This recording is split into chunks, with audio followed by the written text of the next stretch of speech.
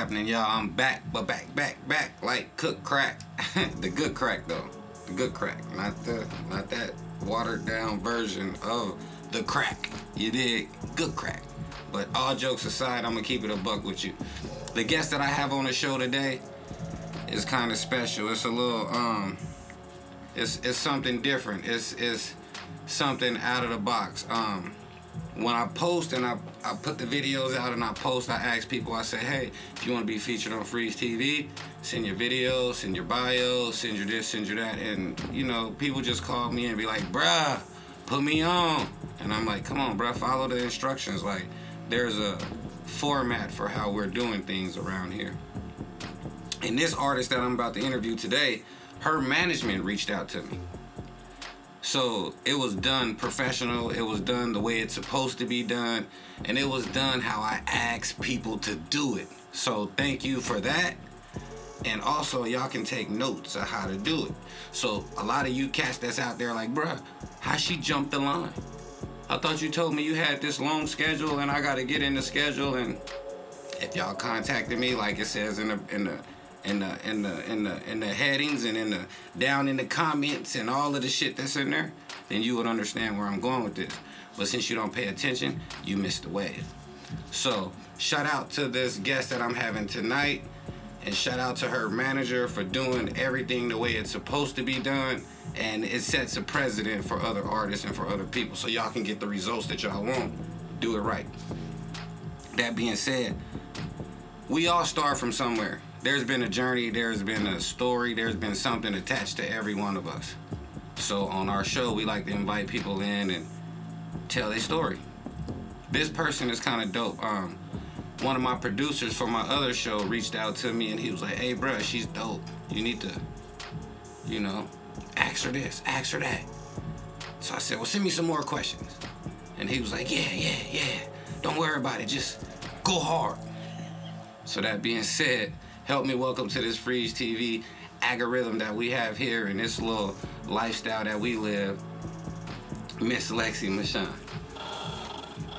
Hello, world. Thank you for coming in. I appreciate it.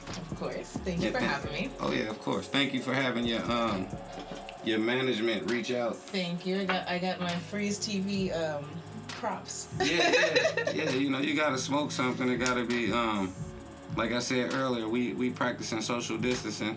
Since COVID started, we just was like, everybody smoke their own. So now that COVID is kind of dying down, I kind of like that tradition. You don't have it seem like your bag lasts longer. You get higher. You enjoy your, you know, it's like actually get the hits. Yeah, you know what I mean? I bought it. It's mine. I'm gonna get the full effects of this bag. You know what I mean? Absolutely. So, but let's go back to the beginning. Who are you? Where'd you come from? Are you from Arizona? Are you from a different state? Like, who are you? Like, let's let the people know who you are. All right, so my name is Lexxi Meshan. I was born in New York, so shout out to Long Island.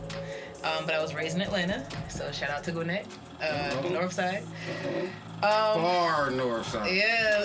What you know about Atlanta? What you mean? I lived in Atlanta since 2012. Okay, don't talk about back. Gwinnett like that. I'm just saying. I'm like Duluth Wildcat. You heard Duluth is even far. I'm a Duluth Wildcat. You heard the girl who just made the new song. She said Duluth, that's not Atlanta. I know. Ain't nobody, Gwinnett, that's not ain't nobody worried about what I'm ready gotta say. No offense, I'm just kidding. I'm ready to pop off of that.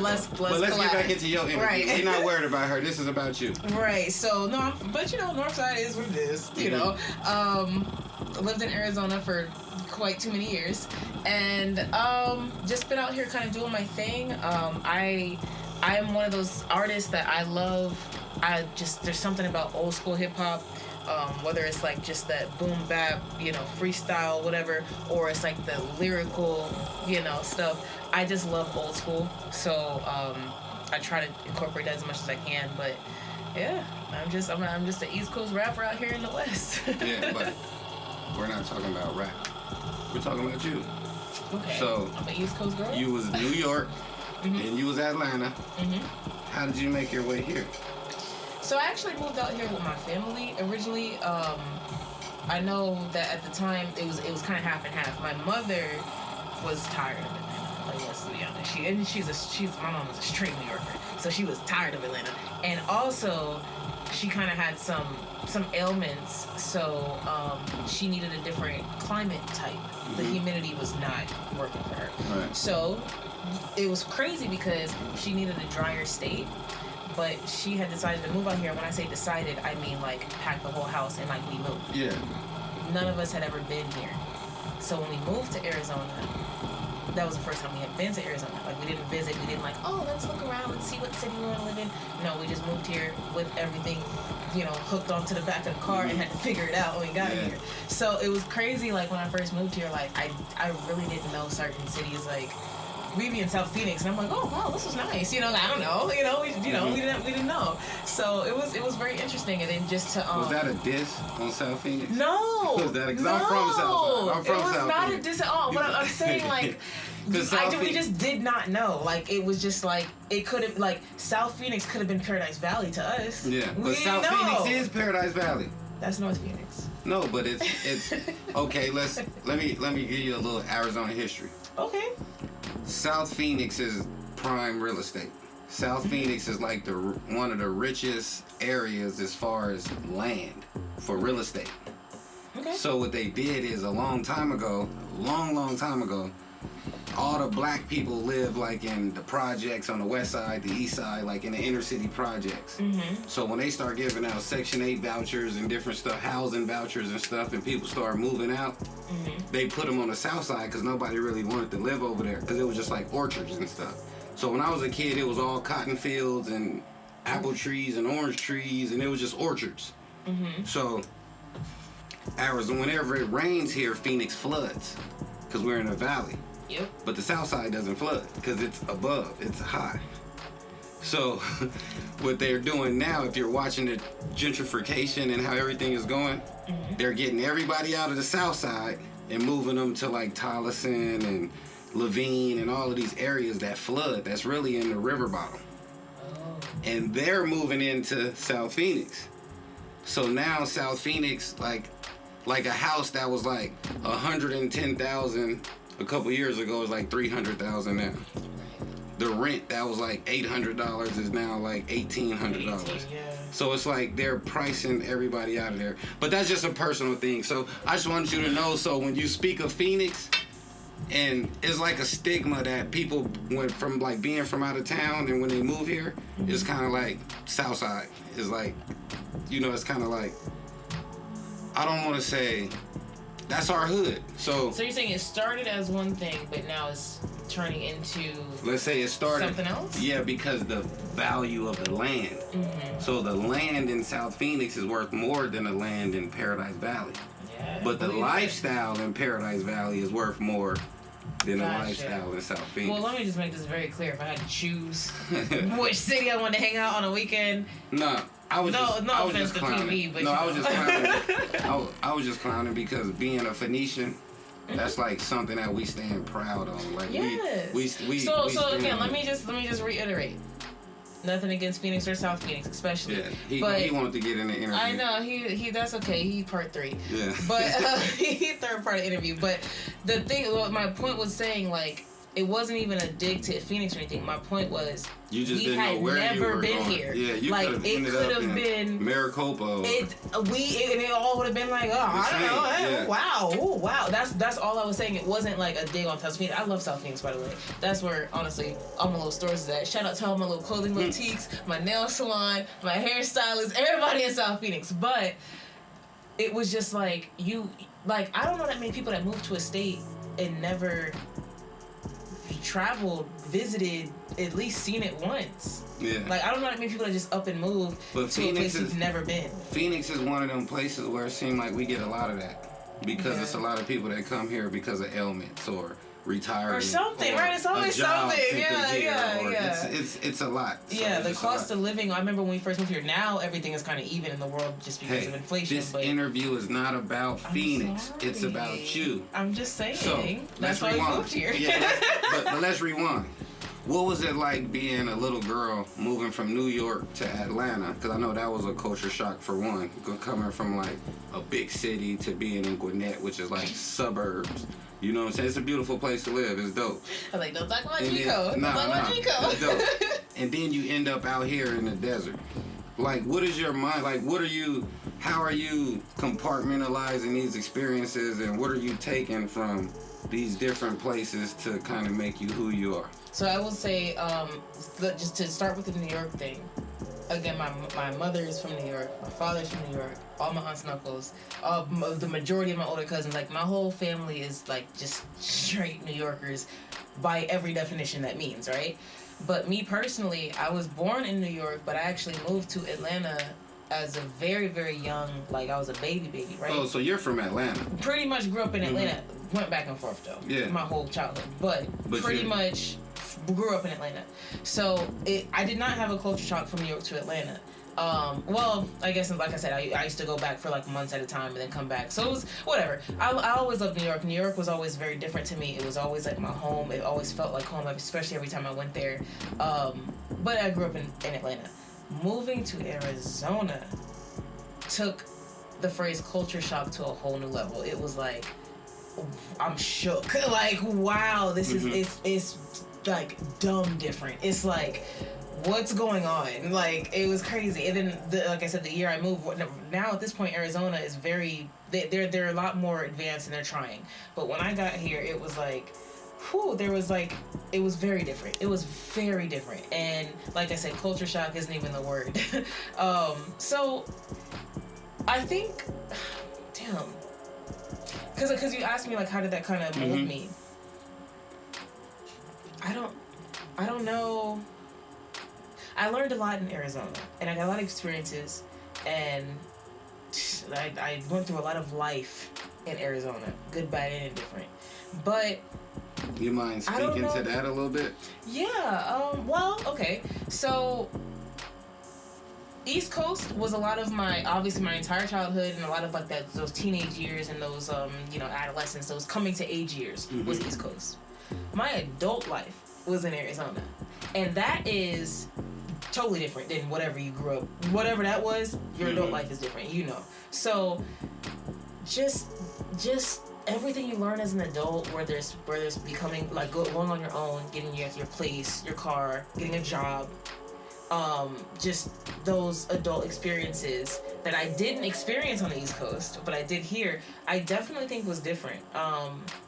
I definitely think it you know, I don't know, I'm gonna be honest with you, I don't know if I would have been as successful on the East Coast as a young adult as I was here. And I don't know why, and I don't know how to explain it more, but something just tells me if I were to be back home when I became an adult and when I started living an adult life, I don't know if it would have been the same.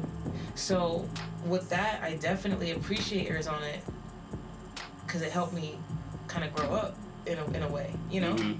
So do you think it was the separation and like kind of like being away from those childhood friends, or maybe coming here and like having to grow up? Like it's both. It's the separation of being away from what you feel like is home, because homesick is again not even the word or phrase for how I felt for quite a few years. And it's weird how it comes back and forth. But anyway, homesick is crazy. And then just like that having to grow up because you don't have your friends. You don't. For example, even when I'm here, I met my little friends I met here, but they grew up here. They were born here, grew up here. So they have a wedding, for example. They got a slew of bridesmaids. They got the whole crowd or whatever. Or they do some like weird like oh, we're going to dinner and it's like our 10-year friend anniversary, you know? And it's like 10 of them and it's like we met in 6th grade. I don't have that. I don't have that. How do you deal with that, being a woman and finding your way and fitting in and being a dope artist and kind of like trying to like tap into the market and, you know, set your flag, I should say, in the ground? Right. Like, how do you navigate that part? You know what? It's hard, and I'll be honest, I don't know if I even have yet. I've been trying, but it is hard. Like, everybody in this world, I feel like you're born alone, you die alone. So everybody in this world is alone. Hold up. Not me. Or are you a twin? I have a twin sister. Ah! You're the few lucky ones that were not born alone. Yeah. I was born with That's the girls awesome, too, and I think so that's awesome. important. Like, so like I think I know the importance of man and woman coming together to form a union to do something great. Like, see, that's amazing. I know the power of. Because that's what I'm saying. So I was just about to say, I feel like when you're born alone, you die alone. You're gonna be in this world alone, and everybody says like, "Oh, I'm lonely at the top," whatever. Until you actually feel that for real, like you actually don't have nobody. Like that is a feeling that I actually don't even wish upon anybody, because that's not nothing to play with. Like, you're actually alone in this bitch. You know what I mean? So it's crazy that you're born with a twin. That's awesome. That's awesome. That's awesome. I think twins are so cool. No, that's dope. Right. But it's cool that you even have that concept, because, and I'm asking you these questions because a lot of people are dealing with these issues. So I'm asking you questions for the little girls who are watching this, for the guys or the other female artists or somebody who's watching this who might be from Missouri. Right, anywhere. And they're here and they're trying to figure it out, and they're like, damn, I can't really push through, or I don't know how to. Well, I'm going to say it like this. I don't know if I've, set that flag, or if I've really, I'm actually positive I haven't solidified any type of spot of mine here, but I have done a lot. And it's not just music. I have started a lot of businesses. I've actually started all my businesses since I've been here, and I've really been doing a lot of different things. So, like, all I'm gonna say. What kind of businesses? What do you do? Well, I'm gonna tell you, but I'm gonna say this first to the, like you said, little girls in Missouri that's watching. Yeah. Just don't stop, and 2, always be true to yourself. That's the 2 things I've always done. I haven't stopped, and I've always been true to me, so I'm not going to do something that I really don't want to do, but everybody says if I do it, oh, you'll get the clout, you'll get the likes, and okay, no. And also, when I think of something and, have that feeling like, this is a brand new thought, like this is something new to you, do it. Just do it. Don't be like, oh, well, nobody knows me for this, or I don't know if I can really succeed. Just do it. If I have to tell any of the girls from anywhere, anything, be true to yourself and don't stop. Back to the businesses. No, that's dope. That's dope. Thank you. So, obviously, I'm a musician. Been doing that for a while. I've owned a publishing company since I was 19 years old. That's where my music actually was released on, or under, whatever. I have a clothing brand. Check me out, LexxiMeshan.com. Got a clothing line. So I got all the clothes, winter, summer, spring, fall, all of it. I got shower curtains, I got pillowcases, whatever you need. It's on the site. Anyway, so I got my clothing line, and then I just started my own little label. Right now, I'm the only artist signed to my label, Lyrically Motivated Entertainment. But I'm going to eventually start signing new artists once I feel that I'm able to really do for them. Mm-hmm. I'm not into just signing people just to say you're under me. No, I want to actually do, So I'm doing that, and then I also have my events, I guess, company. I do Meshan Madness, April 9th. We at True Ultra Lounge. Yeah, we ended up at True.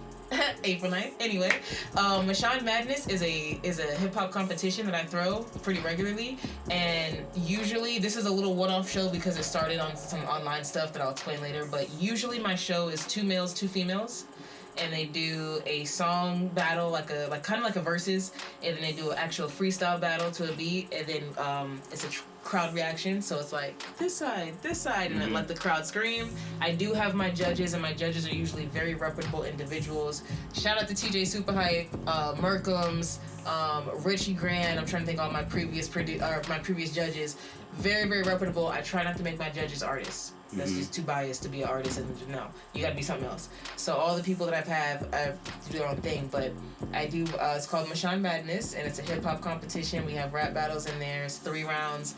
The winner gets $500, and then we party the rest of the night. So it's just something that I wanted to bring to Arizona, because there was a lot of shows out here. There's a lot of things, but I'm like, we need that New York hip hop. You know what I mean? Like what started hip hop. Like Arizona needed that, and I know there was. So? Yeah. Why? Because. Do I have to answer that? Yeah. I'm gonna just say it like this. I felt like, especially when I moved here, I could be wrong, but what I observed the first maybe 2 or 3 years when I moved here, it was a lot of shows going on, and they were hip hop artists at the time that were big or whatever here, and they were doing these shows, and took very little bit of time for me to realize, okay, if you have a certain amount of money and you pay for a slot in the show, you're on it. You're on. I wanted something that was more like. Isn't that what record labels do in the industry? Don't they just pay for their artists to get on tours? Some of them. Most of them. All of them. Like, I don't want to say all of them, but most of them. Yeah. Probably 99% of them. Like, you might have one artist in a label that they didn't pay to put on a tour. Somewhere in the 90s, right. Because I do still believe in talent, and I do know there's. I'm not taking away from talent. I'm talking about marketing talent. Right, but I do still think that there's artists that are marketable and talented, but that they don't need as much push because they already have the organic fan base because they're like that nigga. You know what I mean? There's quite a few. Who? I don't want to say any names because then I'm gonna be leaving people out. No, but I'm not even talking about leaving people out. I'm talking about, like, okay, let's get back to the what you were answering the question about why you wanted to do the event, and I kind of butted in, but I just wanted to bring something like the authenticity of hip hop to Arizona. That's all. Right. And here's the thing. I don't think that's fair though. No, I was gonna say before hold on, before you get on me, let me just say, I do want to say, as I started this and I was looking into things, I found a lot of, I guess, older rap battles like flyers, right? Flyers from like 7-8 years ago, and it was ran by people like Rum Nitty. And stuff like that, and it was in Arizona and Phoenix. I was like, yes, okay, so this was going on before I got here, but I wanted to continue it. Yeah, no, I feel you, but I'm like, I like how you answered that question because you kind of set me up, and I shout out Rum Nitty. Shout out Rum Nitty. You know, he's the champion in the whole rap battle shit in the world. He's like the rap battle champion in the world. But he's from. Yeah, he's from here. That's what I'm saying, man. Shout out. But I think he doesn't get the love, or people really don't get it because of what you just said. So people come here from wherever they're from, and they're looking for whatever they left. Very true. And I'm guilty of that. And I will admit it. I'll admit it right here, right now. I was looking for a home. But you just said it. And so you brought a piece of home here. Well, so I thought until I found out Rum Nitty was already doing that. But it don't matter. You still brought your version. Right. And it's kind of like when I go to Atlanta, I can't find the Mexican food I get here. It's not my job to build a Mexican restaurant because I want the food that I get here. Right. I accept the culture that's there. But as long as people keep coming here bringing their culture, when do we ever get a time to build our own culture? And the people that keep coming here are going to keep saying we don't have a culture because they're expecting to see what they just left. And so it's kind of a disconnect. So you'll have people here like a FREEZTV or like a Rum Nitty or all of these people who are here that really have a dope culture here. But it gets overlooked, or it gets kind of like watered down because the people that come here still want where they just left.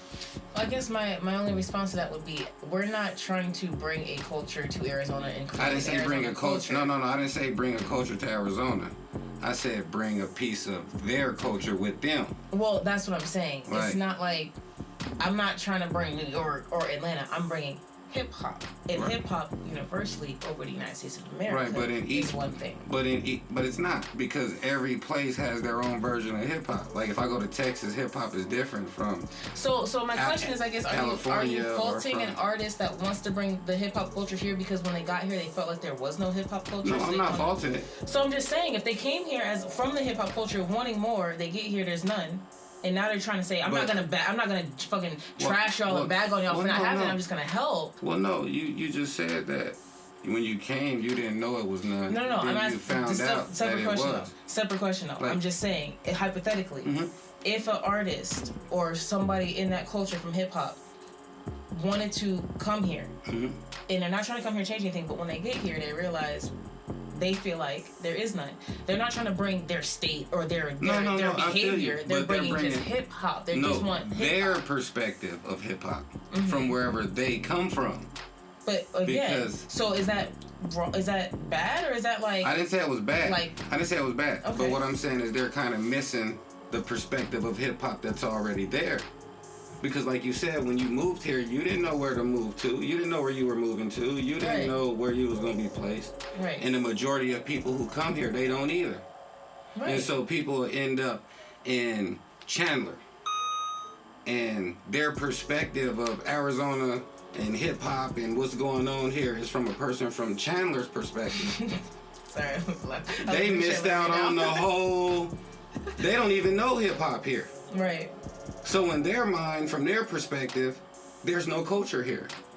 Okay. From their mind, there's not these type of events that they like to attend. There's not these. But that's what I'm saying. I'm not necessarily speaking specifically on this place they moved to. Chandler, no, we were talking about hypothetically. Right. So hypothetically. So I'm just saying hypothetically, a person could move to Surprise. A person could move but to. hypothetically, they live in Chandler or Surprise, or is somewhere in Phoenix in the middle. Right. They're coming from that, right? So Right. when they get here, they're on Facebook, they're on fucking Eventbrite, they're on whatever the fuck tonight.com and looking for hip hop events. And then they go to these events, no matter where the fuck they live, they go to these events and they see and they're like, because they still haven't tapped into hip hop in Phoenix. Because the real hip hop in Phoenix ain't on Facebook. It ain't on Eventbrite. But no, my point. Okay, my point is they get to the event. No, I'm and with they you. See what's going on. I'm in agreement with you. I go to some of these events and I see what's going on. And it's just like. And then I go back to the real hip hop that's in Phoenix.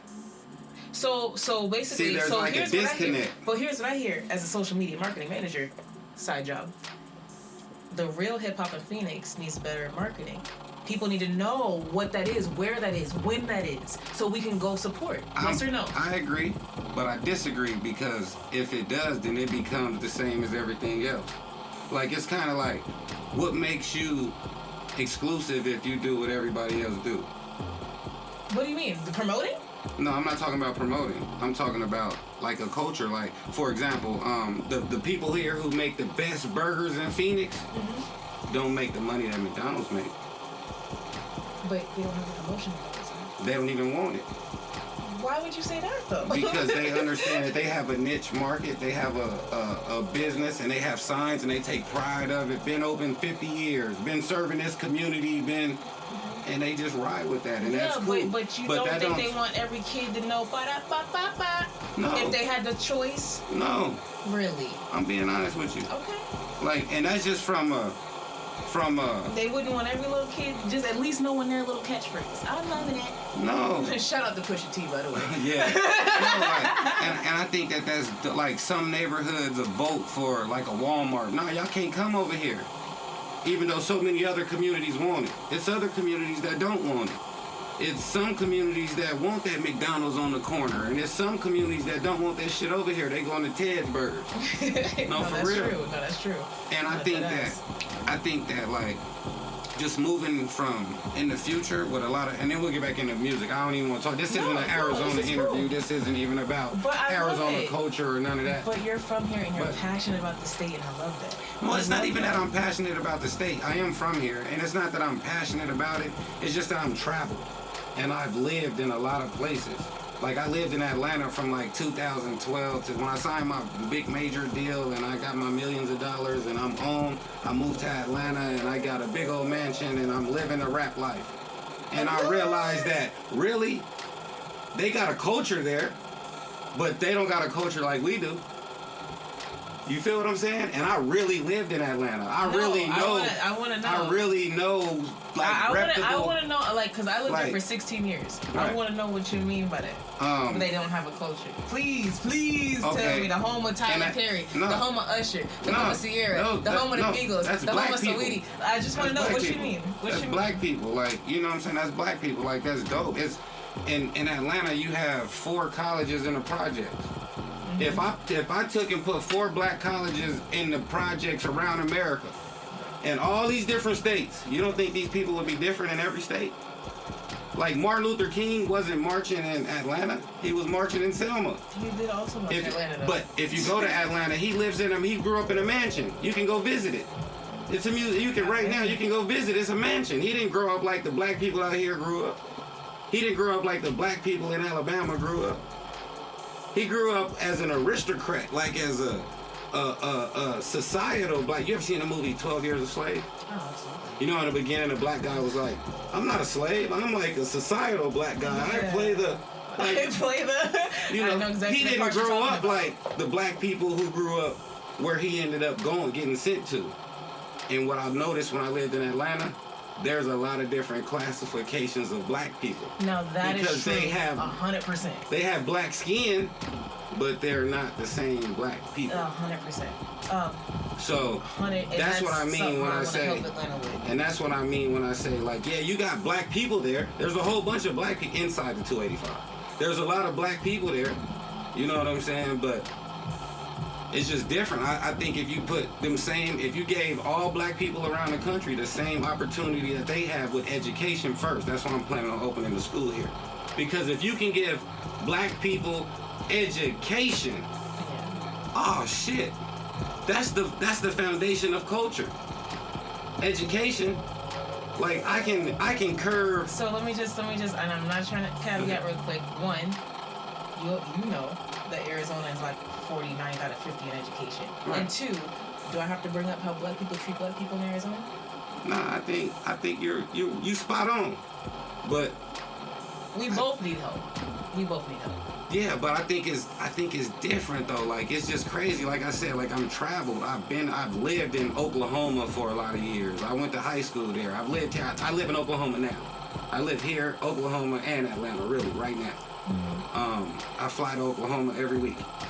And I have a barbershop there. I have a lot of stuff there, businesses. I have shit here. I have business. Like I have business. Like, and I think you get a different perspective from these places when you own businesses there, when you live there, when you go to school there, when you actually engulf into these communities. And when I'm going into these communities, I'm looking at how the whole infrastructure moves, and I'm looking at how like everything is like clicking. And I've been able to appreciate the culture in all of these different places, but appreciating them for what they are and not what I left. Right. So it's like when I'm here, I understand how to get the sauce out of here. And when I'm in Atlanta, I know where to go to get the sauce when I'm there.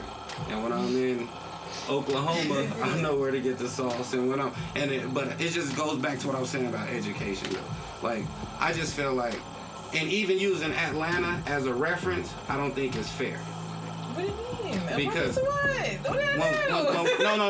when we speaking of culture, like comparing any state or city or whatever, why? Because of education. There's no other place with a concentration of colleges in the projects. All right, that's true. In the projects, though. Where's Howard at? What state is that? That's in D.C. They got a concentration of colleges in the projects. Okay. In Atlanta, you can walk through the projects. Like I used to sit on the projects, in a project porch trapping, watching people walk to class. Yeah, cause that's that's a whole different vibe. But that's what I'm saying. Like if you could bring that to every black community, it would be totally different around this country. It will look totally. You know different. what? I never thought about it like that. And you're really right. Because what other state... I don't want to call the area around Spelman and Morehouse and Clark and... I don't want to call that project, but... It's poor. It's probably the worst. What other state? Nowhere. Unless you could say New York, but that's not even true because I was in New York last September up there by NYU, Washington Square Park. That shit is fly. That's not the same. Yeah. So, like, what... There's like nowhere you can go to get that type of education. And that type of education in where because technically you don't even gotta leave your community. We get black people, we get our culture and our real roots of like who we are and our swag and our everything about us that everybody want to fucking gentrify and copy and appropriate comes from usually places like those hood places and projects and stuff. So to have that where you're getting your culture, but then you got the education down the street. You can walk into class to get top-notch education. You come back home to you know, Shaniqua and them doing your braids in the you know what I mean, and Ray out there grilling, and then you go back to class, and then you come back, and Latavia's coming over to do your nails, and then you're gonna go back to class. That's crazy, and I've never thought about that. I've never thought about it like that. Damn, you make me want to go back to Atlanta. Well, no, it's dope. I want to go back home. I really like living there, but I think it was like a mind fuck for black people. So that's why I think so many people are moving there instead of creating it where they live, because they don't understand that it starts with education. So I could rent out a bunch of clubs and have a bunch of events, or I could open up I've been buying property, I've been doing this, I've been doing that, but it really don't matter. It falls on deaf ears if we can't educate people. Right. So it's like, so that's where I'm at now. Like, the push is like to open a school. But then, hold on, this interview ain't about me. Oh my God, we love Arizona and Atlanta. This is not about these We love places. you guys. This is about you. I love this. Let's get to the music. I heard some of your music earlier. This shit is smacking. You going real hard with the bars. You coming real rough.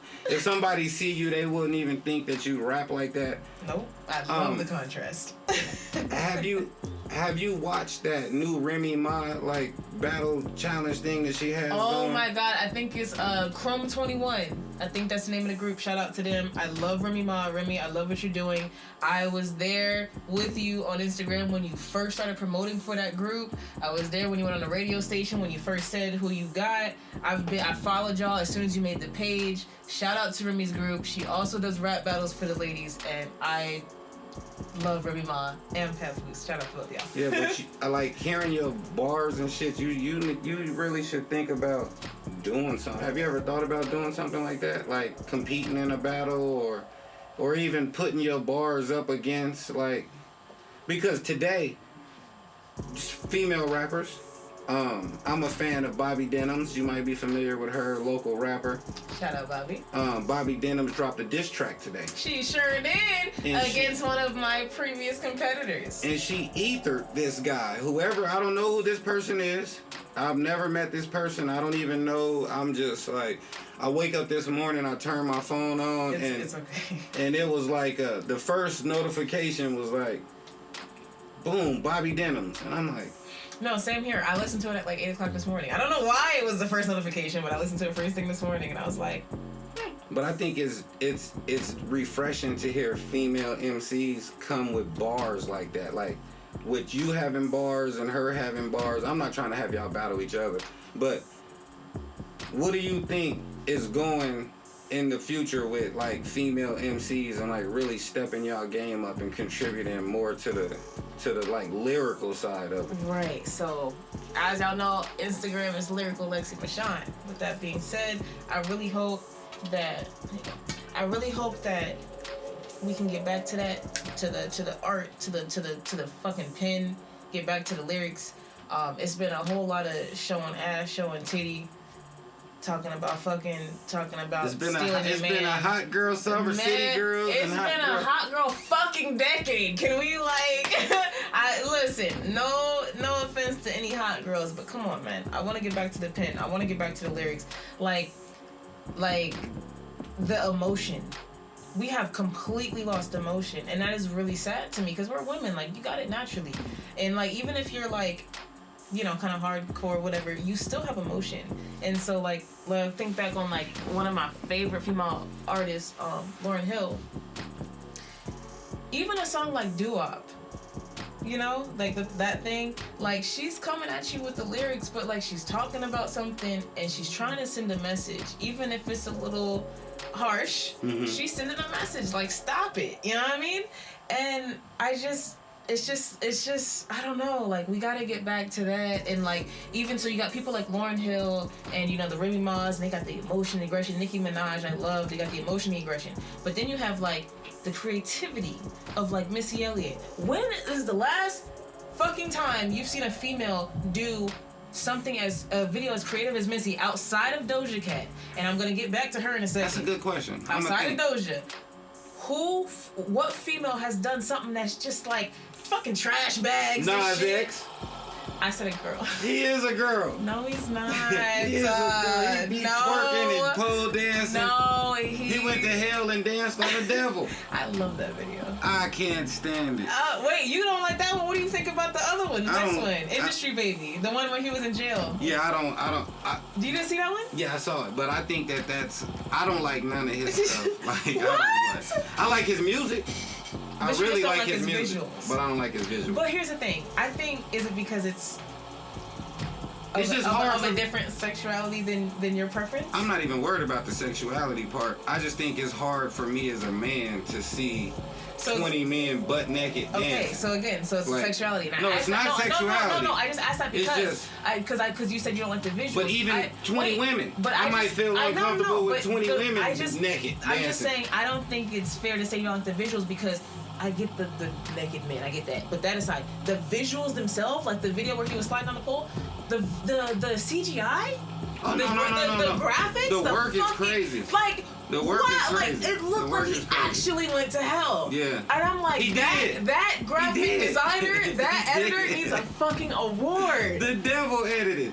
That was go to hell. So like, good. That was real. So You saw good. That was so good. No, that was real. That wasn't scripted. That was real. That was like reality TV. No, because like, the devil had a leather hat on. That was his partner. Where do you get leather from, sir? Well, no, he knows that we like you. He knows that we have these ideas of him. My mom used to tell me a joke. My grandmother, rest in peace. My grandmother used to say that. It was this guy in the church, and he was in the back, and he was just weeping. The whole day, he was weeping in the back of the church. So the pastor do the altar call. People saying what's wrong. He's like, what's the matter with you, brother? Like, you've been crying all day. He said, because everybody in here been blaming everything on me. And he was the devil. Like, don't none of y'all take responsibility for what y'all do. Everybody keep blaming me. And I was like, wow. And that's deep. Yeah, no, that's 100. We all do. Like, when something good happens, we say thank God, and when something bad happens, we blame it on somebody else. Yeah, we don't never take accountability for either one. Actually, for either one. You know what I'm saying? Do you see we can see these blunts? They hitting because now we getting deep. Wow. No, we was talking about females who did dope videos.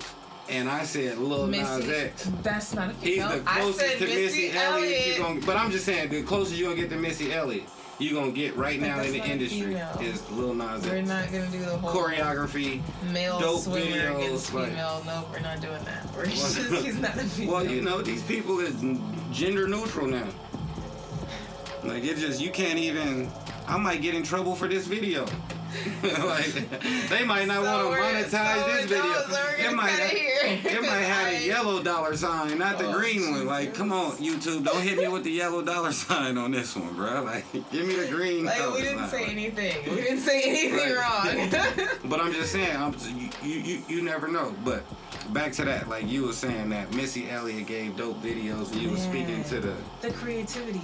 Mm-hmm. I remember she did. I forgot what song it is. Okay, do you want to speak or something? Nah, you must have on some good smelling perfume or something. He came from under the couch. Right, I'm like, he probably been in here for 2 days. He's pretty big. I sprayed a little Dolce & Gabbana on before I got here. He can smell you.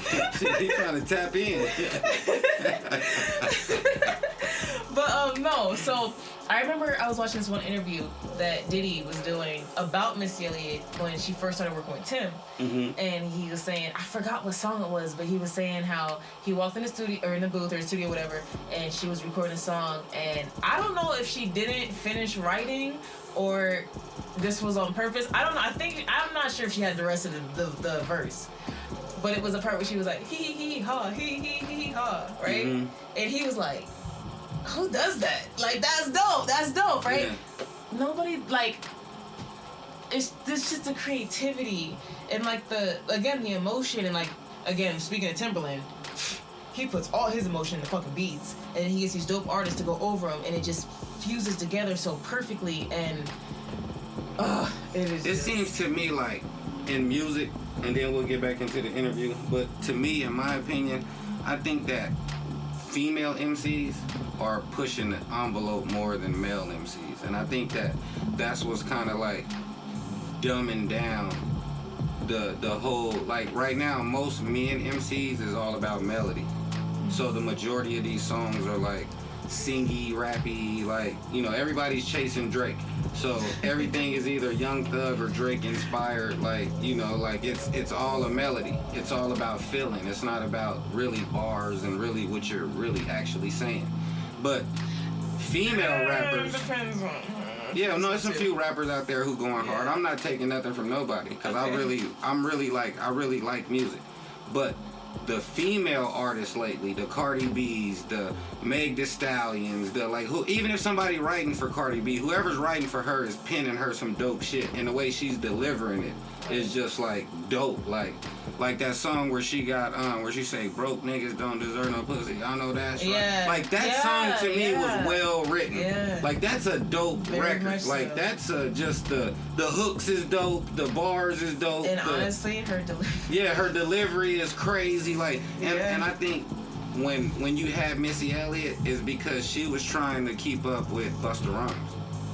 So at that time, you had Busta Rhymes and you had artists that was pushing the envelope with their videos. Busta Rhymes probably did the most far out dopest videos we ever seen before. But he was one of the main inspirations at that time for people like Missy Elliott and different people who... Cardi B is trying to outdo some male right now, so... Yeah, but I don't know. Like, I don't even know which male is really coming hard like that. Like, I saw the video with the one guy... Her fucking husband. Like, I don't know, like... But his videos don't really be super dope. He just either in the car or look at all my jewelry. You gotta remember, before they got married, the same year, I think it was 2017 or 18, same time, that my bitch is bad and bougie. That song, and then boom, Bodak Yellow. Same time they were going like this. So it's like, maybe they're trying to, you know what I mean? Yeah, but he better come with it because to me, she's more entertaining than him. But of course, I think as a man, of course you would rather watch Cardi perform. No, than, I don't like. What's his name? Quavo? No, not Quavo. Offset. Oh shit, Offset. My bad. Yeah. But not the Sorry. Not the performance and just like looking at her as a woman or none of that. But no, I'm keeping it a buck because I've had my share of women. Like I'm Gucci. Like I'm not deprived. But like I really. But you're so okay. So you're saying Migos don't put on a good show? I didn't say that. We were talking about Offset, not Migos. What? He doesn't. He's never performed by himself that I know of. That's what I'm saying. These men by themselves don't produce these type of projects. They're not putting out these super dope, intricate like I saw a video the other day with 21 Savage and a little young dude with boom, boom, boom, boom, boom, boom with Young Dirt. Who the fuck is that? Doom, doom, doom. It's a dope record. But that video is like one of the first ones I've seen in a long time where these people really spent some money. Like the CGI in this, it's like a whole war going on in the middle of Atlantic Station. Like the part in that, the middle where the people do yoga in the morning. And they got a whole goddamn war going on right there where a dude up on a podium talk like it's like. I gotta go watch that like tonight. Yeah, so it's dope. It's like now we're starting this. I think the last couple years videos was like just I bought a Point cannon. And shoot, right? I'm going crazy. Everybody got guns. Throw money. Yeah. Some bitches been over it. Yeah. But I think now we're getting back into real budgets and real storylines, really putting videos together. But I think a lot of that is coming from female MCs though, because I think this is just my opinion. Have you seen Airplane Mode? No, I haven't. But when it comes to I watched what's the name? I don't know the name. I watched something. Like I watched something. My heart. Like I'm being honest. It's shattering. I'm being honest. I just listened to the music. I didn't. Crumbling. Well, we got like you told me earlier. We gotta blow you up. We gotta get on this. My heart right now. We gotta get you popping. Crumbled down my chest into my stomach, and I just fucking broke my heart, and it's in my stomach acids. Right not now. At all. Not at all. I'm gonna shit my heart out later because he just broke it. Not at all. No, what do you mean you don't remember? I haven't watched. Now you haven't watched any. You just said you watched something. I watched you didn't something. Remember. No. Now you don't watch any. No, listen to me. Shitting my heart is shitting on his couch. I'm on the camera, so I gotta be honest. I can't lie. You know what I'm saying? I gotta be honest. I can't lie if I'm shitting on your couch with my heart right now. I didn't watch the whole videos and everything that was sent to me, but I skim and skim. You know how like somebody say I read the book, but they didn't read the book. They just went through the stuff. I don't know the titles or nothing. I'm looking for the picture. I'm looking for something. Throw it on my heart. Throw it on my heart. Like I don't even know the names of your records. Like I don't. But I can tell you some bars probably. Why did you invite me here? Like you just wanted to hurt my feelings. No, I didn't. Okay, no, seriously, really? No, for real. I can tell you some bars from some of your songs probably. because I'm more into listening to what you're talking about. Please humor me. Please. I don't know. Now you got me on the spot. Like, yes, because you started it. Like, so now you got to hold on. Let's just keep going, and I'ma think. And when I come up with a bar, I'm just gonna just say the bar, and then you got to give me my credit. Tell me you don't know none of my fucking songs without telling me you don't know none of my fucking songs. I know. You're telling me. I don't, but I did a little homework and like research. You did homework on what? My pictures? Because you don't know my songs. Like, no, I didn't. You're breaking my heart. Like, I'm not. It's like actually tingling in my chest. Wow, I actually feel it. I'm keeping it above with you, like. You know, I told you from the beginning. I appreciate your honesty. I told you from my chest. No, I told you from the beginning of this interview. Your manager reached out to me and sent videos. Sent your stuff, and then I just scammed through it, and then I'm on to the next. And I book you down for the. If you're good enough, if I think it's quality enough, then I'll be like, okay, let's schedule her to. But you just said you didn't hear anything. Okay, so let's just say you did. No, I didn't pay attention. Okay, that's fair. That's fair. That's went fair. Through it. That's fair. That's fair. So you know what that tells me? I'm gonna be honest, and this is nothing against you. Mm-hmm. This is what that tells me as an artist. You heard it, and it was quality enough for me to be on here, but it wasn't enough for you to remember. I got to do better. That's true, but I got to do better too. No. If it was something that was dope, you would have been doing something else. Like, what the fuck? What was that? What did she say? And then run it back. That's what you would have done if it was dope. But I didn't do that. But I think I did that today when I was in there rolling blunts and your music was playing. I was like, damn, okay. That's a little, okay. That's why I said I can probably give you some bars. Because earlier when I was rolling blunts, they was playing your music. And I was like, okay, all right. You know what I mean? And I was like locked in. There was no other distractions. But I'm just keeping it honest with you. When your manager contacted me, I just looked at it and was like, boom, I turned the video on. I'm like, okay, it look quality. Let's go to the next person. Okay, let me put her on the schedule. Boom, boom, she's dope. Then Lo hit me. Yeah, she I'm like, okay, bet. Let's go. Let's interview her and let's, you know. Okay. Like, I guess. It's like, you know, I guess that's like a privilege. No, just say it. That's kind of like a privilege. Thank you for you kind of like, thank you for that. Thank you. You kind of got your interview based on your manager. Like, you need to take your manager to dinner. What? Yeah, take your manager to dinner. I'm just gonna give him the title of Lexxi Meshan at this point. No, just take him to dinner and make sure you thank him for doing his job and putting you in the positions to get you where you need to be. Right. You know what I'm saying? Like, because this is a dope platform but let's finish the interview, man. Like, you changing this up. You making this about all type of other stuff. This ain't about all of that. I'm trying to get to know you. That's what this interview is about. I know. I appreciate the privilege again. Trying to get to know me. I really in them songs, I wouldn't have known you was from New York and grew up in Atlanta.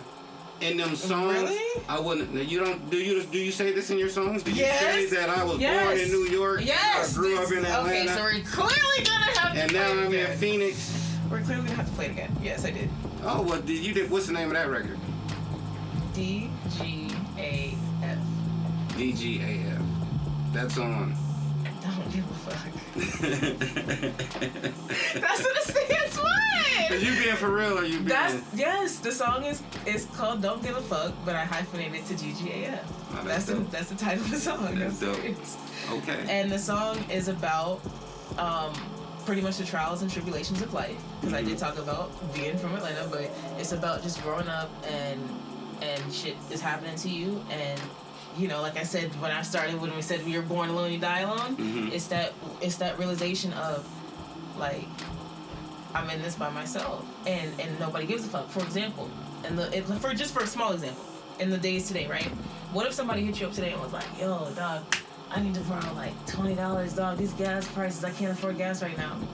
You gonna be like, "Nigga, me either." Like, it's high for you. It's high for me too. Like, we're going through the same shit. It's like that. It's like you realize, like. That wasn't a good example. Yes, it was. No, because it's not high for me. It's just high for him.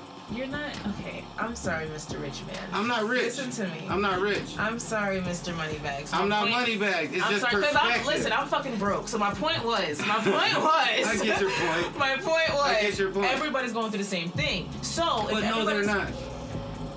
Stop it. That's not fair. You can't blanket everybody. Okay, fine. Listen, most people are going through. I'm Some sorry. people. Damn, I didn't know I was sitting here with Elon Musk. Shit, Nah, can I borrow? Shit, let me hold $1. But anyway, I think I got 4 quarters. Something like that. Shit, But let's we do can it. make $1. Here's my 10 point. dimes, something. We gonna make $1 Here's my for point. A lot of people are going through the same thing. Mm-hmm. So when somebody hits somebody up and is trying to complain about what they're going through, as if somebody else doesn't have their own problems, especially when you're an adult. Right. When you're a kid, it's like whatever. When you're an adult, they got their life, you got your life, they got their problems, you got your problems, so nobody really wants to hear you complain about your shit. Why not?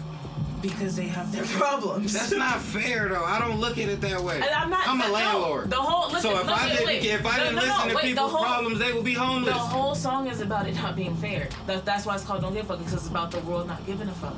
But they gotta give a fuck. The hook is it's a cold world. But it's don't not. Give a fuck. It's only a cold world okay, if you deal with cold it's people. not for Jeff Bezos over here. I understand. But why do I have to be understand. Jeff Bezos? Because I have a different perspective. It's not because you have a different perspective. Obviously, you don't understand where I'm coming from. I understand. You don't have these issues. No, I understand where you're coming from completely. Okay. But you're using words that blanket and they include. No, I said most. So yeah, I but changed it and most. said most. But most still isn't even a good word.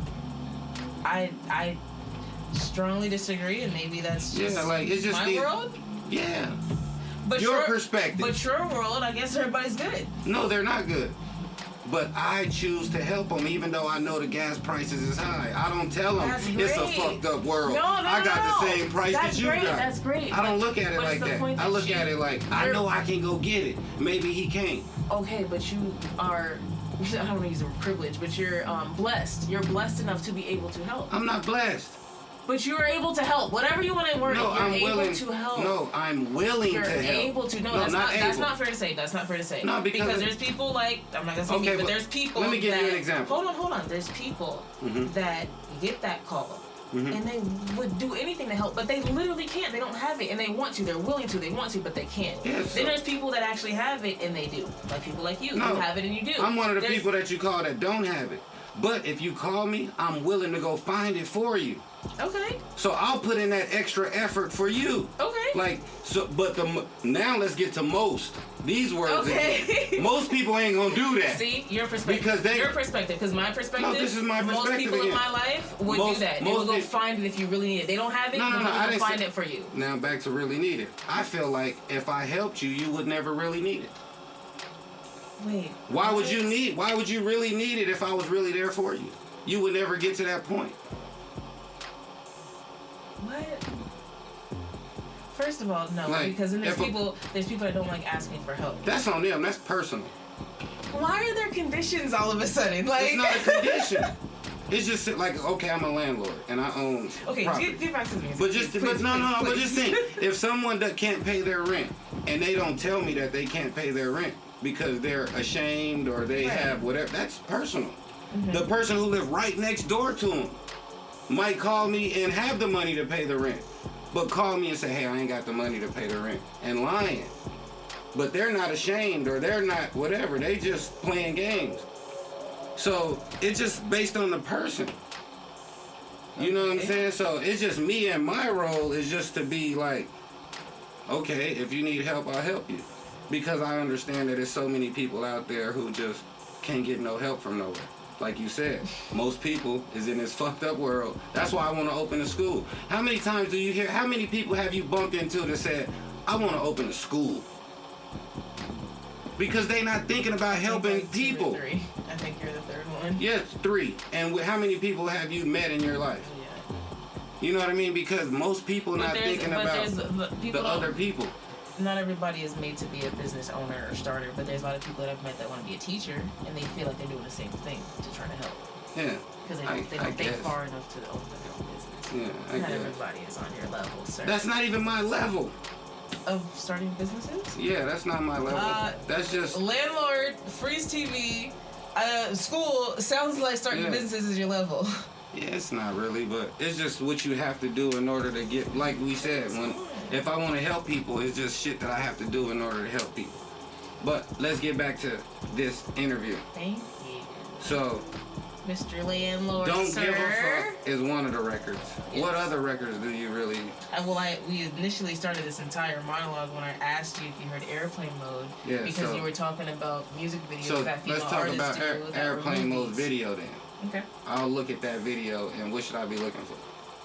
What is your... Just watch it. What do you mean? What are you looking for? Yeah, but what is your... Like, if you were giving me a rundown of the video, like, say we're at a video release party, and I haven't seen it yet, and you were, like, getting me ready to watch it, what would you tell me? I would say, okay, so this song is about... I gotta remember real quick. Okay. This song is about when you are talking to somebody, you really, really like this person, but it's in that weird stage and neither one of y'all made anything official or exclusive yet, and you kind of want to, and you're kind of figuring, like, where are we going from here, what's going on? So you just put him on airplane mode? Well, I put him on airplane mode because in the verse, when I explain that part, I'm in the booth. When he's hitting me up, obviously you can't be fucking texting me when I'm trying to record, so I had to put my airplane mode. That's like the worst, huh? Oh, don't you hate that shit? Like when you're in the middle of the verse. Well, and then your phone now I've done it so many times that, like, as soon as I get to the studio, I put on do not disturb. Yeah, like do not disturb my whole phone because that shit. Because the thing is, it's me. I'm like, I get jinxed really bad. It'll be the perfect take, the take that was perfect, and the fucking phone goes off, and I just want to lose it, like. So he's like probably stressed out trying to figure out where the fuck you at while you're not answering the phone, maybe thinking you're with a guy or something, and you're just in the studio. No, not necessarily. He's just trying to talk, and I don't want to talk right now because I'm busy. Do you go through that often? Yeah. And how do you deal with that as a woman? Put him on airplane mode, not disturb. And you don't get no flack from that? Like it don't be no blowback? No. Yeah, but most guys these days are weak for the most part. So, well, the thing is, like, they just be like, okay, she's not answering me, so I'm just not gonna talk to her no more. And I'm like, good, whatever. That's crazy. You just they don't apply pressure like that. If they did, then it would be different. Then I'd have to be like, oh, okay, either like, what do I do, or maybe I should respond. But if you're not even gonna try, you'd be like, this guy is applying pressure. Yeah, because if you do that, then I know. I don't like, you know what I mean? Like, guys, it's so weird. This generation of most men want to be chased, and I think that's so weird. That's so strange That's to me. Fly to me. What do you mean? Like, it's more of y'all than us. Like, if we took all the girls on this earth and lined them up, and then lined up all the guys on the earth, the guys will stop like right here, and the girls will still go like the way right here.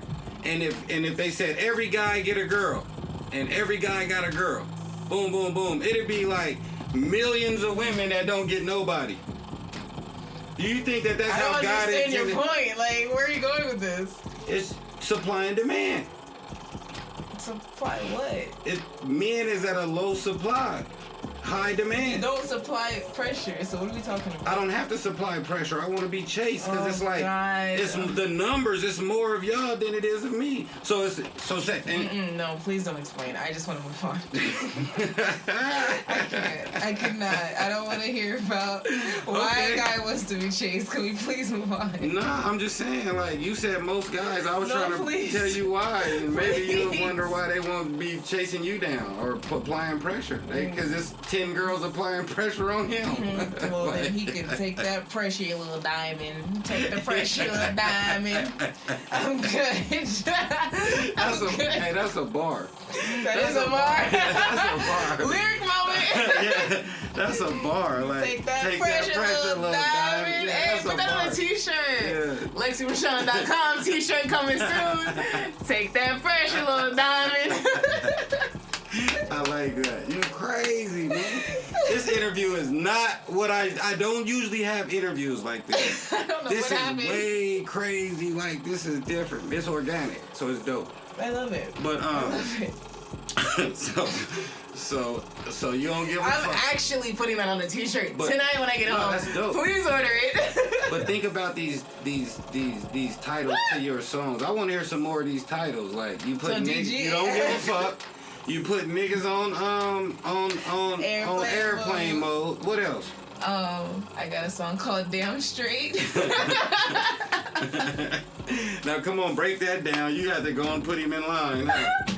I don't know why am I so songs are like this? Because we're breaking down your perspective. This is your outlook on shit. For most people, this is your outlook of most people. This makes me sound like a terrible person. I promise you guys. No, you're not terrible. You're not so terrible. Sweet. But these are also the names. So what is Damn Straight? Yeah, what is that about? Damn Straight. Yeah, what is that? So this one actually no. This one's okay. Okay. So fuck. Alright, so Damn Straight is more of an internal conflict. With yourself? Yes. That's dope. So, you know, when you're, working hard, you're doing a whole bunch of shit, and maybe, like, you're not really seeing the fruits of your labor yet. Mm-hmm. So, you get to the point of self-doubt, and you're like, what I'm doing, is it worth it? Like, is this really, am I even getting anywhere? Am I taking any steps forward? Blah, blah, blah. And then it's like that devil on the side that's like, oh, are you getting anywhere? Is this even worth it? And then you have that angel that comes over, and it's like kind of giving that pep talk. Like, you got this, you know you the shit, da da da. Like, so the hook is like the whole verse is like kind of like, can I get this? Can I get that? Can I get this? Can I get that? All this shit that's bad. Talking about friends, talking about a relationship, talking about all the shit like, can I get this? Can I get money? Can I get all this? And the hook comes in, and it's like, can I get that? Can I get that? Damn straight. So it's like that angel's saying, like, it's kind of like the devil's like questioning yourself, and the angel's like, damn straight, you got this, you got it, just keep going. No, that's dope. I like that concept. And when you wrote that, did you write that from like a compare and contrast type of record, or was that more so like from third person, first person? Like what angle did you take when you wrote that? That was song? 100% first person, and I was going through a lot at the time, and I was writing, I don't want to say a lot about what I was going through, but just a lot, like, I guess realistic fiction. But it was very yeah, just like the things that you kind of go through life. Like, I was just like, I just remember being like really tired about just a lot of things, and I said, can I get a rest? And then I had some relationship issues, can I get a real ass nigga that don't test me? And then I was talking about the music industry. Can I get a real ass deal on a life I don't feel of stress and stress against me? So it's kind of like, can I just have a comfortable life where I'm not fucking stressed out all the time and like whatever? And then the next bar is like, can I get a real friend? Not these lame bitches acting funny trying to pretend. Talk about the ladies that be loyal and they grind it when they work it, when they step on the weekend, they a Big 10. Can I get it's like, can I get a real friend that's just like working hard during the week, and then we go out on the weekend and you're not fucking bent over acting ratchet. Like, we could just be classy, we could get cute, we could have our little wine, and we can go home, and just not like anybody acting phony, it's like that. So the whole verse is like, shit, like, can I get fuck, And then the hook is like, damn straight, you got it. Yeah. No, that's dope. I think that's like one of the main things that a lot of people deal with, like, not just with whatever you were referring to in that record. And I'm gonna go back and check that record out, like, but just in real life, like, so many people reach them moments in their life where they second guessing themselves, or they're trying to figure out which way to go, and like you said earlier, just like to the message to the little girls, like, just go. Just keep going, just don't stop. And I definitely made a big mistake in stopping for a little bit, because I was definitely going through life, and that's why I'm such an advocate of not stopping, because it's not just like, oh, don't stop. It's like, no, seriously, like, you will fucking lose time, and then lose skill level, and then lose ambition, and then lose drive, and then lose, like, don't fucking stop. Like, seriously, like, it's more than just like follow your dreams. It's deeper than that. So that's dope. That's so real. Yeah, I'm a big advocate of, please don't stop following your dreams. Like you're gonna either make your dreams, you're gonna make it, or you're gonna fucking die. Those are your two options. That's it. You're either gonna fucking make it, or you're gonna die. Pick one, and then fucking go towards it. Cause like, that's it. So you mean at the cemetery right now, it's a lot of dreams in there? I hope so. Yeah, it's a lot of dreams. Like, if we can if we can go to the cemetery. I hope so, but I don't want unworked dreams in there. But I don't want unworked dreams in the cemetery. I want people that were literally going towards it every day, and then they died. For example, you saw the Disney movie Soul? Mm-hmm. You do? Because I'm very spiritual also. So that whole, like, second, oh my god, that dimension, oh my, anyway. but he was on his way to the gig. He was on his way to the gig. You know what I mean? Yeah. You died following your dream. Those are your two those are your two choices. Those are your only two answers. Follow your dreams and you're gonna make it, or you're gonna follow your dreams and eventually you're gonna die. But I don't want in the cemetery. I don't want dreams in the cemetery that's like unfollowed. Like I don't want somebody like me who's trying to be an entrepreneur and an artist and all this shit, but you fucking worked, 40 to 50 hours a week at the call center and shit, and had a heart attack at the desk and died. No, and like what the fuck? Like what was that for? No, I stand on that. I preach that to everybody. Like I preach that to everybody. But at the same time, right now, one thing that I learned just in my own music career and in my life is I'm trying to figure out when is the pivot and when is the persevere. Yeah. And I think sometimes don't ever pivot. Yeah, I think sometimes you do. Don't ever pivot. No, let me tell you. A great man, Will Smith, old smacking ass nigga. A great man once said, Will Smith, don't ever make a plan B. Because it only distracts from plan A. Right, and I'm not talking about having a plan B. But when you pivot, that's that, okay, don't do that. Just not keep necessarily. going. Just keep going. And let me break it down for you. Let me tell you where I got this idea from. There's a company called Bourbon. It was an app that was started called Bourbon. This app had got like 500,000 in investment, something like that. And they spent like maybe $500 on Instagram ads, Facebook ads, whatever, right? So they still got they spent $5,000. So they still had $495,000 in the budget for this company. The app didn't catch. And everybody was telling them, like, this is a good idea. Y'all need to persevere, push through. Like, y'all still got $495,000. Y'all haven't even started yet. Like, push it. And they was like, nah, this ain't working. It's time to make a pivot. But they ain't even got started yet. Okay. So they got into their company and they asked the 25 people who joined their app, what do you like about our app? The people said, we like the picture sharing stuff, this and that, whatever. So at that moment, this company took a pivot. They didn't use a plan B. They just took a pivot, restructured their company, changed the name to Instagram, and now it's worth billions. Now it's worth billions.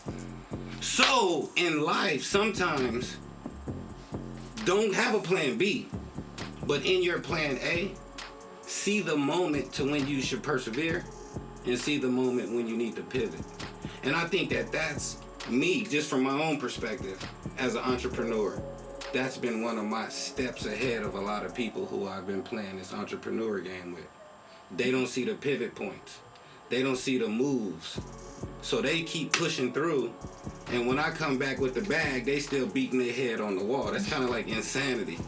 Yeah. So, but they believe in what they're doing, and they're persevering through.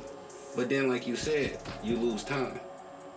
And so, as a rapper, my video didn't come on MTV. I didn't see myself come on MTV till I was 36. So everybody told me to stop, to quit. So I had to persevere.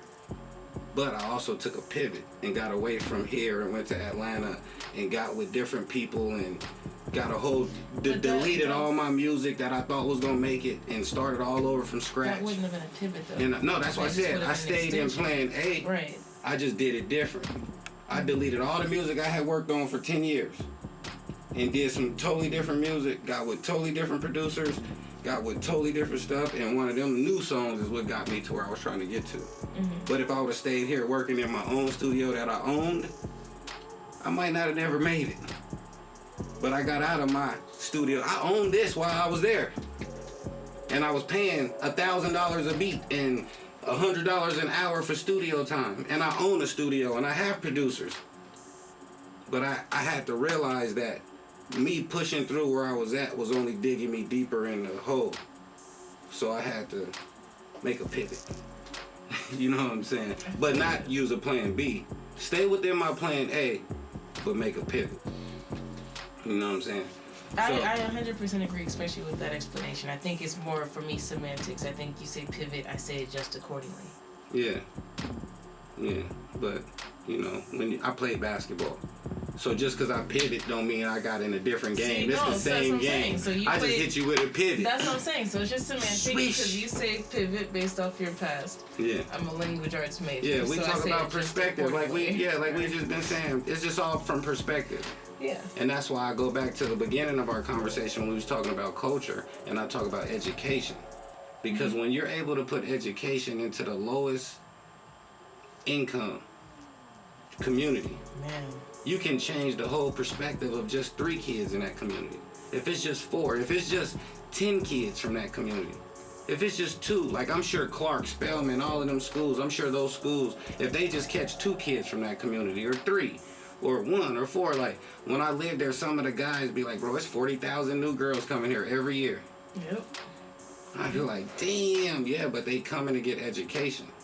Now, some might leave with kids and strippers, and they might leave different people than they came in as, but they're all coming for education.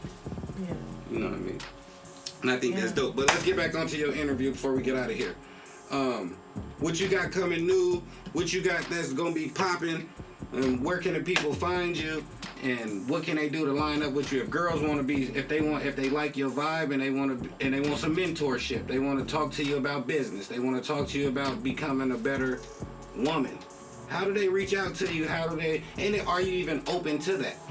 You know, and for real, like, speak to it because I think it's dope. I have daughters. I have a daughter that goes to North Carolina Central, HBCU. She's a freshman out there doing her thing. I got another one where now she getting ready to go to college, and some of this stuff that we've been talking about, we've been laughing and joking and having fun, but you've been answering some of my questions, like do I want to send my daughter to New York to go to school, and do I want to, like, just go. She told me she want to go, and if she got the support, and if she got the whatever from me and my family and her family and everybody then go. Let's go, because here's the thing, she needs to go, have the experience. Worst case scenario, something bad happens, it's terrible, she can come back. She can always come home. And you still had that experience versus, well, I don't know, I didn't go. Like, well, I didn't, exactly. Yeah. Just go. And you're not getting any younger. Yeah. You don't want to lose time, and then you're going to lose skill, and then you're going to lose ambition. How'd you say it? All of it. All it made above. Perfect sense. All the above. I like the order that you put it in, though. I don't even remember if it was off the top. Yeah, bars. It was off the heart. No, it was really a bar. I'm going to have to rewind this. Yeah, because I don't remember what I said. It was literally off my heart. You said you lose time, then you lose skill, then you lose ambition, then you lose drive. And then you fuck. Then you look up and you just sitting there talking about what you shoulda, woulda, coulda. You know what I'm saying? It's the worst thing ever. And even worse than that period of losing it all, the later when you kind of come out of that like coma and you realize the time and shit you lost, and now you're trying to get it back, and it's just not the same. So let them know where they can get this insight. Like, it's some people who want to follow you now. I know it's some people who want to get in your vibe. They want to join this. They want to get in your algorithm now. Like, because this was a fun interview. It was dope. It was challenging. It was thought provoking. I know some people took something from this. They're gonna go do some research. They're gonna want to know who Lexxi Meshan is, and let them know what's up. Like, first of all, shout out to everybody watching. I really appreciate you guys being here with us tonight. This was by far one of the most fun interviews I've ever had. You can reach out to me on Instagram. Well, actually, on any social media platform. It is Lexxi Meshan.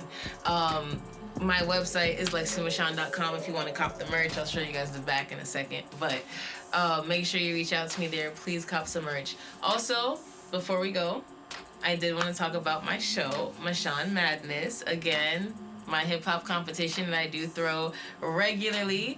This particular show, we have Concrete Records artist Vietnam La Familia versus LMG artist Defiant, and they will be going head-to-head for a $500 grand prize.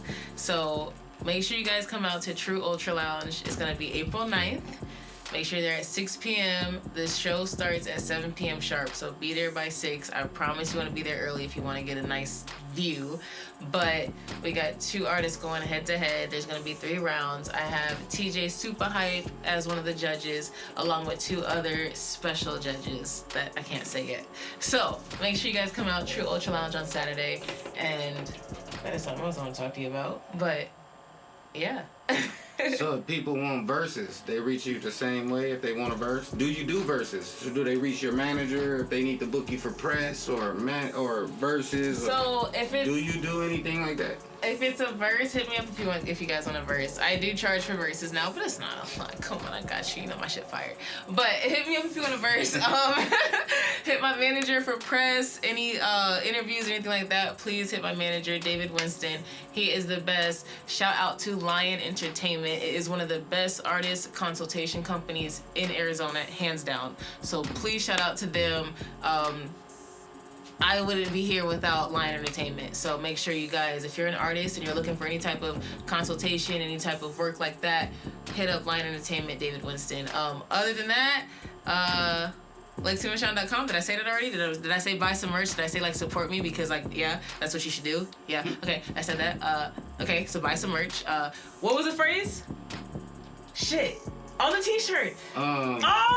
Little Diamond. Pressure. Something right? Something. Something that pressure Little Diamond. Like. Oh.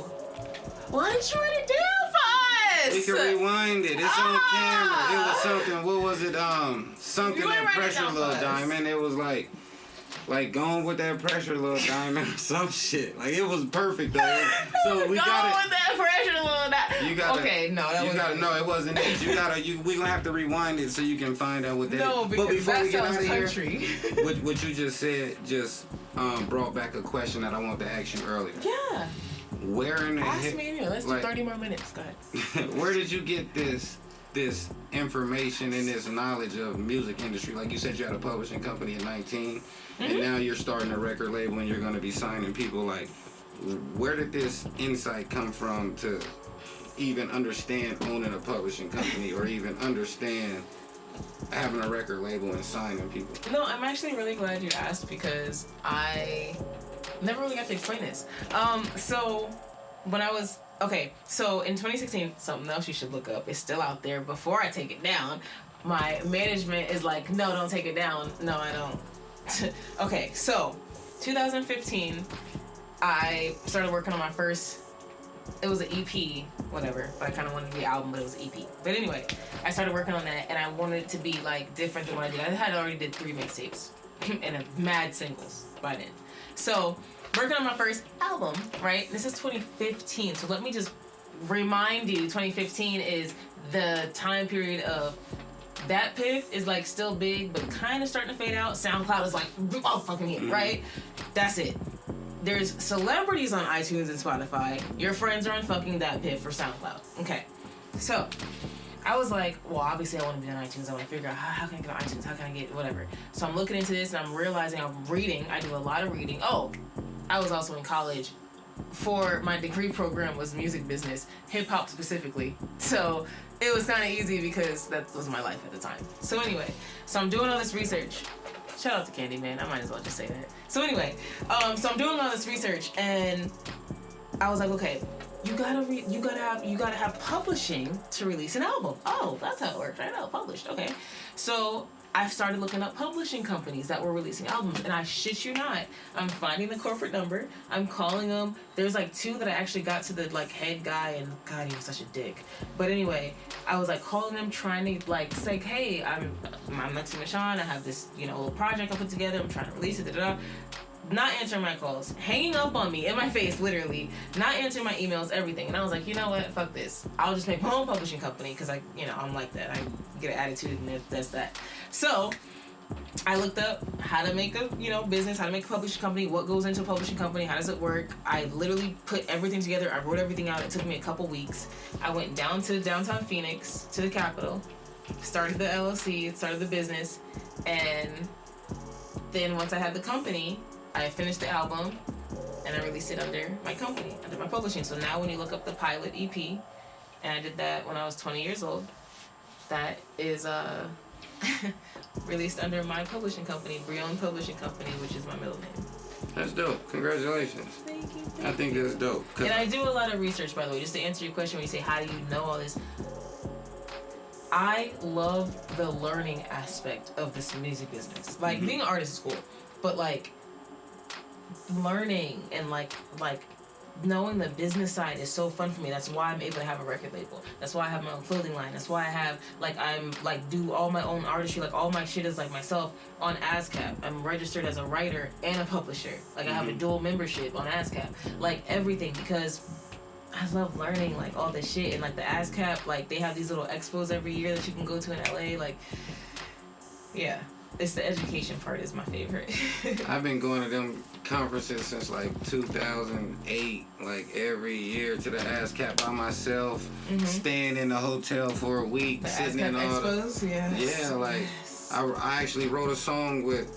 Never mind, but, yeah, ASCAP is dope. Yeah, like, that's what we did. We, I do a conference called FREEZ and Friends Music Conference, and it's about the business of music. And I teach people in Phoenix about a performance rights organization. I teach them about all of the different ways to monetize their music, about publishing. Because I was thinking about starting a YouTube channel, but I don't know the time that I have for that.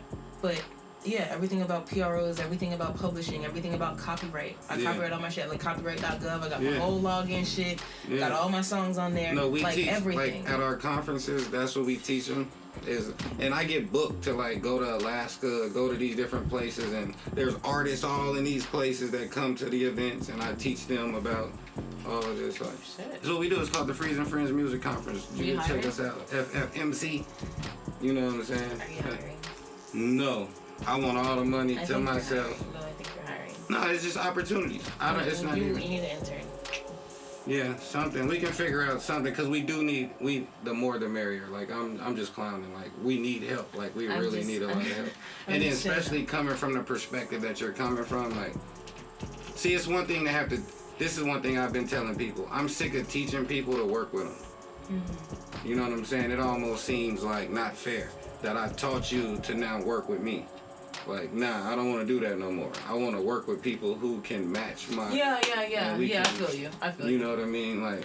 Well, he's just kidding. What'd you say? No, you said serious. We take too much time. We lose time. I'm just serious. Then we lose skill. You hiring? Then we, you're trying to put me on the spot on the camera. You're hiring? Nah. But what's the name? Nah, for real, you...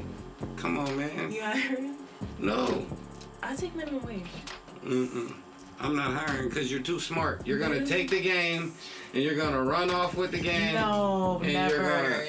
Oh my God. Y'all see, I just sat here with this man for almost 2 hours and you see how he thinks about me? I would never. On the slick, this would be a dope, like, podcast, though. We should do a podcast. Like, just talking shit, because we don't agree on nothing. We're going to argue the whole time. Let's do it. I don't agree with a lot of things you say. And I don't agree with nothing you've been talking about this whole interview. Like, no. Trash it for the interview to trash. Nah, this interview was dope. Like, I really, like, I fuck with the movement. Like, I fuck with it. And I we should really do it. Wait, what's FREEZ? Yeah, and Lexxi FREEZ. I don't know. That's stupid. That doesn't even sound right. Nah. We'll have to think of something else.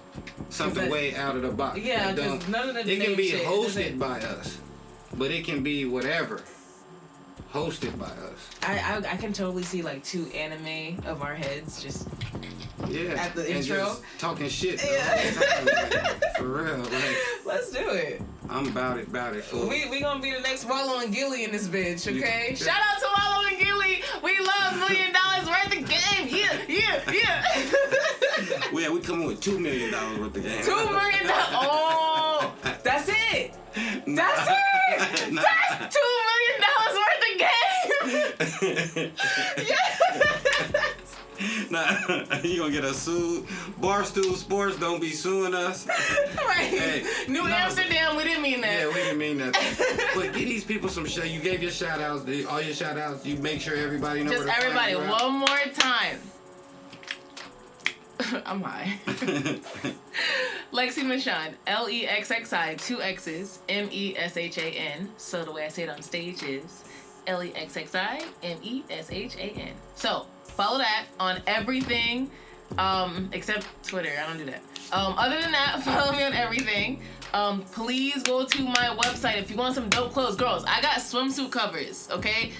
This coming, actually, I also have bikinis and shit. So all your summertime needs are on my website. I'm actually gonna be dropping my first footwear line. I got some sneakers coming soon. Lexxi Meshan official sneakers are coming soon. So make sure you guys check that out. Yeah, just support me. Just support me. Just support me, please. Okay. Nah, that's what's up. Thank you for coming. I really appreciate it. Oh, and also, my bad. Stream my music. I forgot. I'm an artist too. There's that. Stream. Yeah, stream all her music and make sure you go to the event on the 9th. April 9th, True Ultra Lounge. Also, like, every couple weeks after that. But please come to True. You're gonna be there, right? Yeah, I'll come support. Yeah. Yay! Tickets are only $5, guys. I did that for y'all. True Ultra Lounge, $5. I did that. Come through. But yeah, please come through. I would love that. Her energy is crazy. Yeah, her whole vibe is crazy. But like I said, thank you for coming out. I hope that this interview touches some people. I hope some people see some things and see that this is really $2 million worth of game over here. We gonna start. I'm dead ass. We starting a podcast tomorrow morning. I'll be to tune in 9 a.m. Make it pop. You know, like it goes down. But like, I don't agree with shit he says. Just that could be the name of the podcast. I don't agree with shit you're talking about. Are you like kidding with me, or can we really do this? No, I'm for real. I really want to do this. No, like, it'd be dope. Be like we could talk about because the thing is we have the same intelligence level, so we're smart even though we don't agree. But it's like not like dumb like nah catty. It's like no, here's how I think. Well, here's how I think. It's like respectful and it's like insightful. Let's do this. Stop it. She's crazy. Where'd you find this lady at? Where'd you find this lady? But yeah, y'all make sure y'all go out and y'all tap into everything she has going, and like really soak in the vibe. Like I think the vibe was good tonight. She's taking y'all on a journey, and I think it was really something to be seen about taking with the cards that's being dealt. Like I say in a lot of these interviews, and kind of like playing them and coming out with the best. And one of the things that I really took from this whole interview was education. You know, she takes out the time to read, to study. If she don't know, she make a way. And that's like, these are like principles that a lot of people need to live by. Like, use these people as blueprints. Like, watch these interviews and dig into these people, because it's people like her and people like other people who are on these interviews who are really giving you blueprints of how to make it happen. She gave you some game about ASCAP. She gave you some game about having dual publishing and as an artist. She gave you some game about copyright.gov and the eco login and getting there and setting your shit up. Like, she's kind of slipped it in there in good conversation. So if you paying attention, this was really a very, very, very enlightful interview. You know what I'm saying? She's super dope. And like before I get out of here, every time I tell y'all that, you know, today will soon be two things. Today will soon be tomorrow, and today will soon be yesterday. So whatever you do today is what's going to determine your tomorrow. You don't want to get to tomorrow still feeling like, damn, I should have did that shit yesterday. You know what I'm saying? So, like I tell y'all all the time, the most important present that you'll ever get in your life is today. So live in this present and make this count so that you can move into tomorrow and be the best version of yourself. If that means you have to read a book, if that means you have to study a person, if that means you need to watch some documentaries, if that means you need to just go outside with your shoes off and get grounded. Whatever you need to do, find that for you and become the best version of yourself. Because as you've seen in this last hour interview, it's all hidden in the book. She went and did all this research for herself and became dope. Whether if it's clothing line, whether if it's music, no matter what it is that she's faced, she's overcome these hurdles to become who she's become. And she don't give a fuck. And she got niggas on airplane mode. And then she helping niggas get their shit straight. But that's an internal battle. You heard her say that's an internal battle. Fuck out of here with that shit, man. But you know, hit the bell, like, comment, subscribe. Yes. Fuck with your boy, man. Thanks for coming out, Lexxi. It's a vibe. We out of here. Peace.